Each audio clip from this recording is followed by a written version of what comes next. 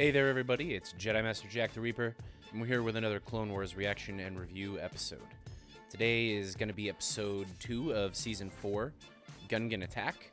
It's a follow-up to the Water Wars episode that we just finished up. I'm hoping that it's going to be quite a fun ride. I'm really looking forward to it, continuing through this season 4 journey. So everybody buckle up. Let's jump into the episode and see what it's got in store for us this time.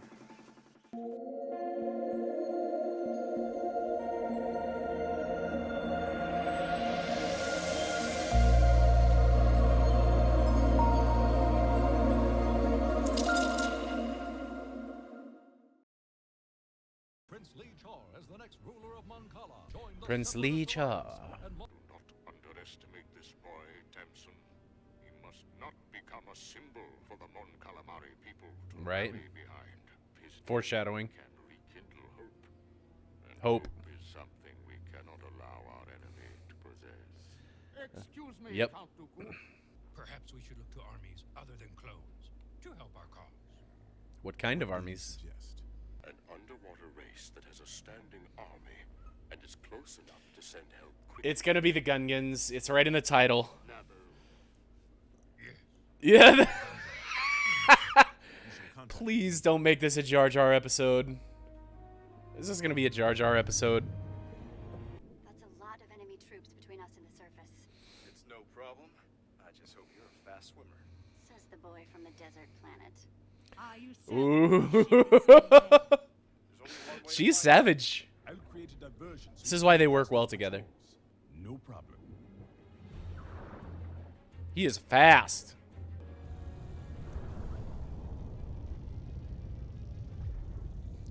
Fisto is so hilarious. Nice. Dude, that is so good. That is ridiculously good. Dude, he is just... He loves the blood rush of combat, man. Same smile from the last episode. To watch their hope sink to the bottom of the sea. Are they gonna shoot down their ship? One piece. Here it comes. Boom. This is gonna look cool.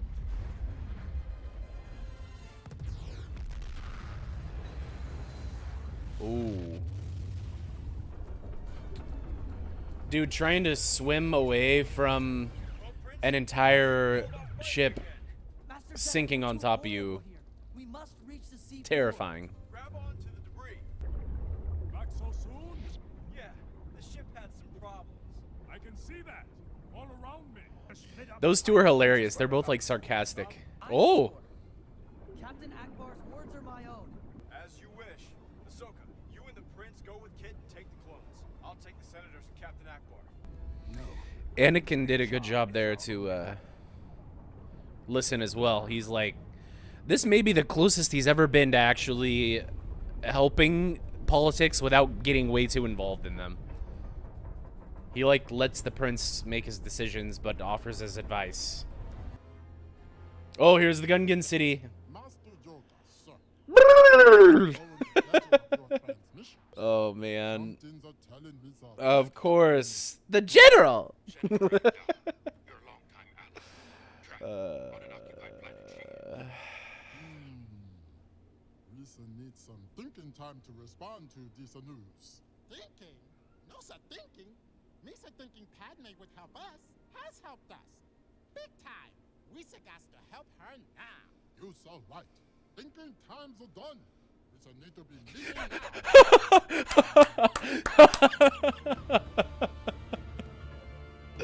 That is the best interaction ever.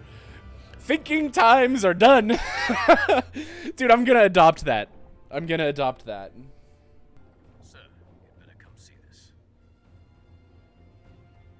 Swim over here, swim over there, swim over here, swim over there. This is cool. This looks like a school of fish all gravitating towards, you know, wherever the leaders are taking them. Is the future of all the people on this world. Mon Cala and Quarren.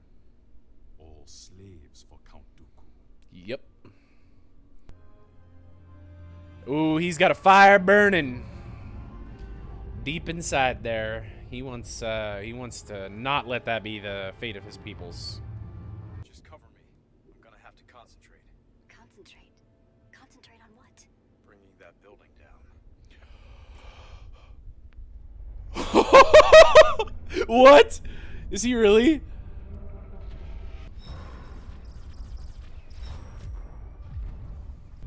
So he's taken down the supports, which take down the rest of the building. That is amazing. Good old Anakin. What's happened? Thorn in their side. But the building that housed the radar is gone. This guy's almost as bad as Dooku or what do you call Grievous? Just destroying droids when they get upset. An attack is imminent. At least we're taking attention away from the prince. Yeah, too positive. Little too positive there, Padme. I like that noise. Dude! Something good is coming. The prince, hurry! The prince. He's alive. Rally. Hope. Hope. People of Mon Cala. There it is. All people of Mon Cala who would not be slaves. Have hope. The grandeur of these ships continues to blow my mind. And these visuals, you can see, have really stepped it up a notch in this season. We are ready. Jar Jar.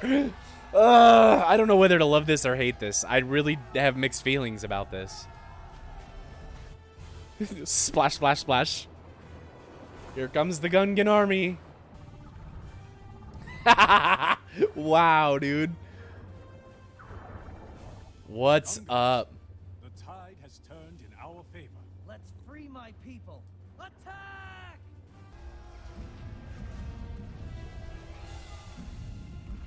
Oh, they have the bombs.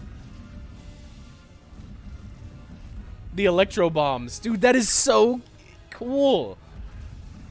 They're like the most effective at fighting droids. Like, that's why they won on Naboo.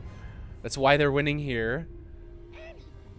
Misa so happy to see you. Perfect timing, Jar Jar. I love how he like dodged that. He's like, it's good to see you. And he's like, just in time. But he doesn't reciprocate.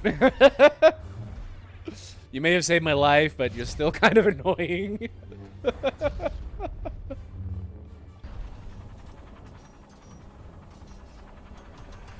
Wow. That almost looks like it's like a mud storm. That's a really interesting way for a ship like that to work. It kind of makes sense now. Devastating underwater. Oh! Ooh, this is gonna be good. Tano is so epic! Oh, he's using the walls. Fisto! Uh-oh. Not good for you, my dude. He dislocated his jaw?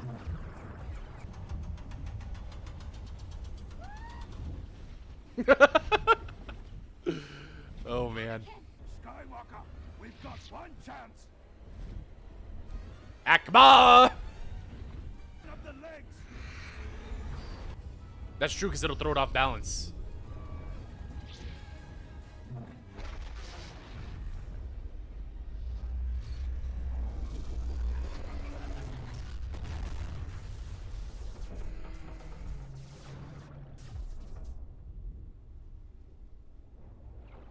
Wow, dude. Wow. All right, what are you gonna do, Lil Annie? Huh?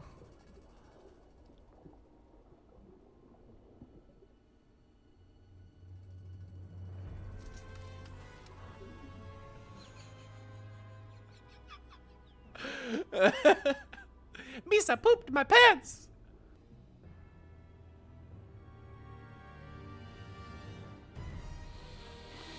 All right. Okay. We have a few things to talk about there. So, first of all, this episode maybe one of my favorite ones in this recent, in this last probably season and a half that I've seen. I did not think, like, if you told me there was going to be an episode that had Gungans and it was all underwater and everyone was wearing suits and, like, I would have probably been like, that sounds like potential to be terrible. But they've done it so expertly, like the way that they use the physics of the underwater with the squid ships doing their spinning to create those like cyclones, and then having people fight inside of those cyclones to make it like an arena. It's like they raise the stakes and the intensity of the whole episode a lot there. The fact that you had this drove of droids coming in, while you also had all the Gungans coming in, and then just the fight, the way they use those electric bombs to destroy the jellies, like that was so smart. I would never have thought of that. But the Gungans are like uniquely equipped to fight this particular battle. They are a strong ally in this moment. Like, looking at the Clone Wars and seeing the way that that they fought there, like they seem like kind of a silly people, not ones that you would think would be horribly caught up in warfare. You know, the way they talk. You know, like when that guy was like, "Okay, we need to think about this," and then Jar Jar is like, "No, we don't need to think about this. The you know, we were helped when we needed it, and now we're helping them." And he's like, "Okay, thinking time is over." Like, that's hysterical. And it just goes to show that, like, the Gungans to me are striking me now as a people that are passionate, and while they may try to be logical in some ways, their heart is what makes them such a strong people. They bond together. They're very communal. They're very they take care of their own. They're loyal to a fault, right? Like in the episode 1, Jar Jar was like, "Well, I owe you a life debt now, and I'm gonna be loyal, you know, forever." And same thing here. Like, even long after the events of all that taking place, there's still a sense of this, like, there's still loyalty there, you know, to the Resistance, to Anakin and the Jedi Order. Like, it's really cool. And Padme, really, I think that's really, I mean, she used to be on Naboo, right? Like, to know that Padme's in trouble, there's like a personal connection for Jar Jar, especially because, like, they fought together before. There's a history there. So, like, the fact that she was here was actually very important. I also really like the way that she, you know, all these political episodes are highly intriguing because they highlight certain traits, characteristics that people struggle with, and they address that trait. I know what I must do. I know my people need me. I just don't know how to win this war. Thus far, they've addressed courage and fear and loyalty and a fierceness, you know, never give up. And I think that those things, you know, like this, as this prince is learning to become a leader, he's got these mighty warriors who have had this wealth of political and, like, social experience that they can now bring to and advise him in a moment when he's, like, critically under supported, right? He's got a handful of people around him that all kind of have different experiences that will help, but at the end of the day, and I can't even imagine putting myself in that prince's shoes of watching all the people who you were just tasked with leading all be enslaved, and you've got these armies all fighting in the middle of your home. Like, emotionally, he must be absolutely frantic. Like, it would be hard for me to just sit still and think about the logical thing to do here. So the fact that he was like, we need to do something, but I don't know how. Ahsoka's words could not have come at a more poignant and powerful time. Look, I know you're scared, but you can't let your fear control you. I used to be afraid, but then I realized that doing things out of fear usually leads to the wrong, like that's usually more error. It's both logical while also, I mean, kind of a typical Jedi answer, right? Right? Fear is a weakness, and it makes you think, statistically, you will have less chance of success if you allow fear to control you. And so it's kind of a very niche Jedi thing to say, but at the same token, it kind of rings true. Like it's in its core, this idea of not letting fear control you and being the kind of person that you want to be is a great lesson to take away from this. And I think that is going to be the lesson that I'm going to try to take and go into this next couple weeks. You know,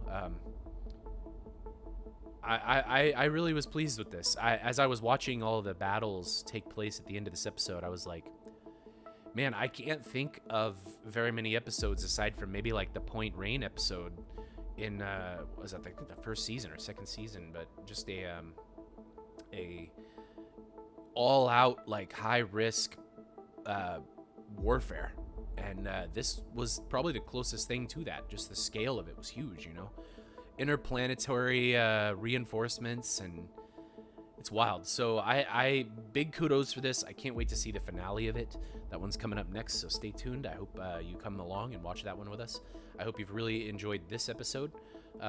Again, I'm Jack the Reaper, and if you enjoyed, please consider dropping a sub, drop a follow, whatever you'd like to do.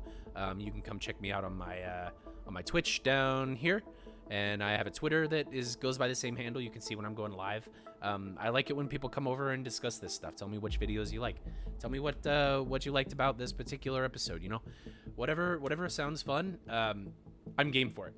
So I hope you guys all enjoyed yourselves. I'll see you on the next one. But until then, may the Force be with you.